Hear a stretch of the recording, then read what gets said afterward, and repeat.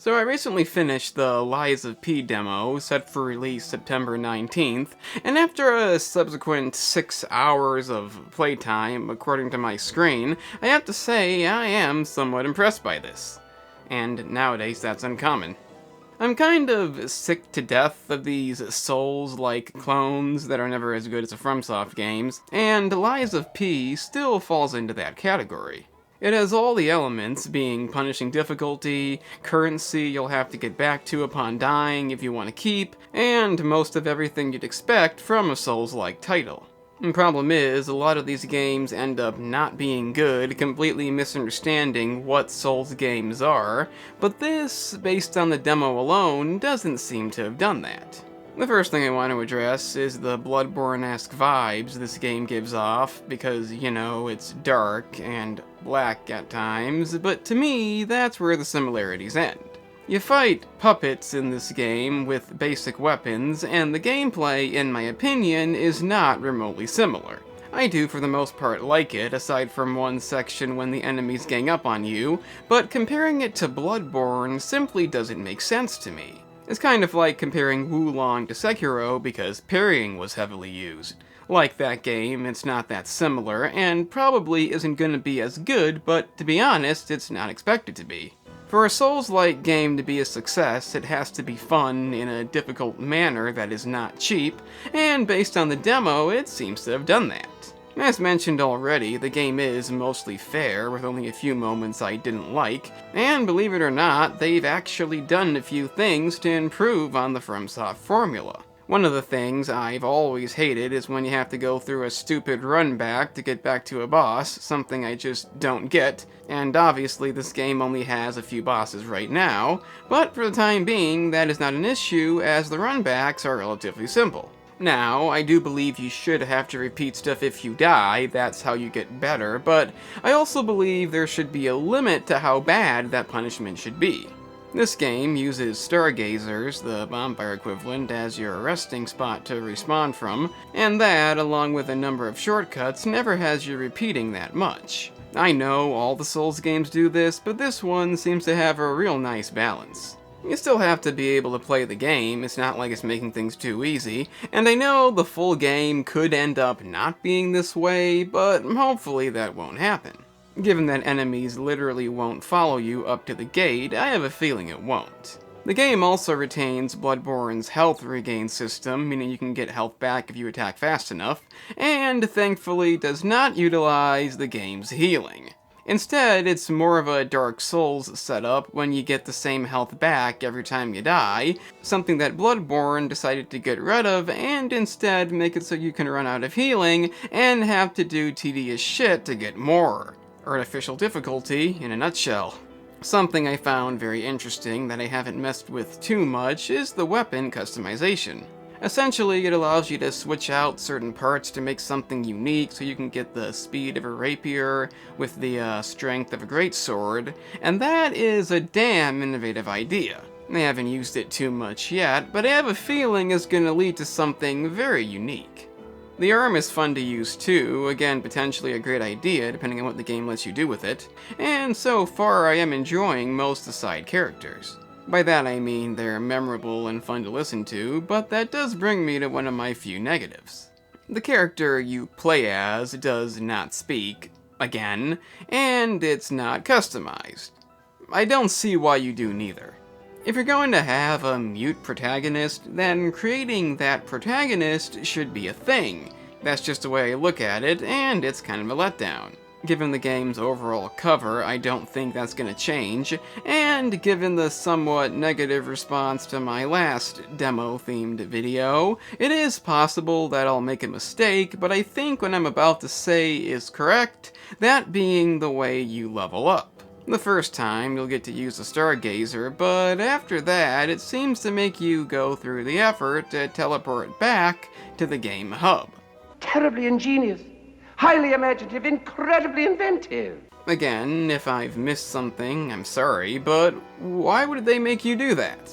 They don't make you do this the first time, so whatever the reason is, I don't get it. I could hope it's just the demo thing, but it probably isn't, and there's just no sense to that.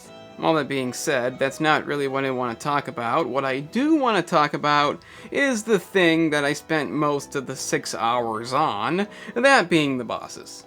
If we exclude the donkey thing, that was basically just backstabbed to death, the two main ones I found incredibly interesting in their design.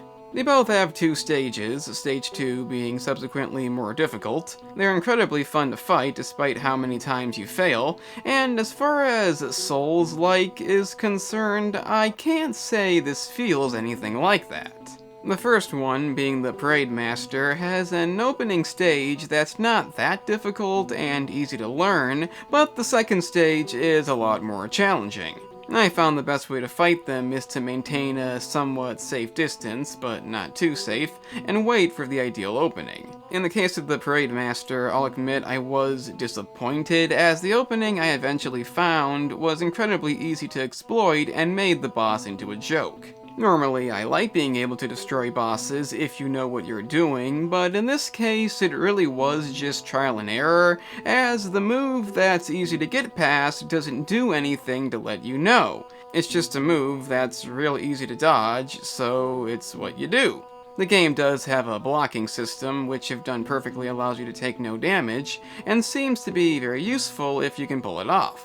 I say if, but if the boss lights up red, you probably have to do this, as dodging is not the best idea at that point.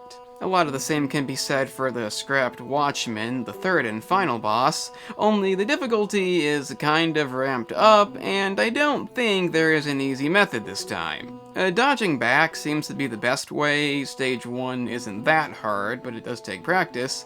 Then the boss gains the ability of lightning, gets a lot faster, and at this point you're really gonna want to know your stuff.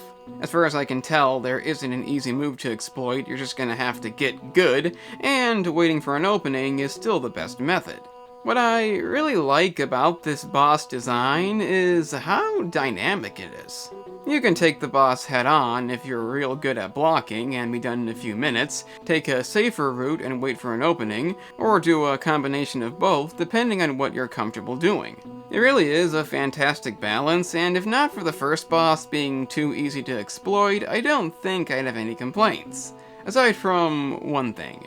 The enemies in this game seem to regain health, and that includes the bosses. If I've made some kind of mistake, if I missed something, I'm sorry, but I can see the health bars go up, so it does seem to be a thing. And I don't think this helps the bosses in any way. I get that it's to encourage fast gameplay and not playing passively, but with the final boss, that's not always an option. Given its lightning attacks, there will be times in which you simply can't be close to it, and if it doesn't cooperate, you'll end up dead.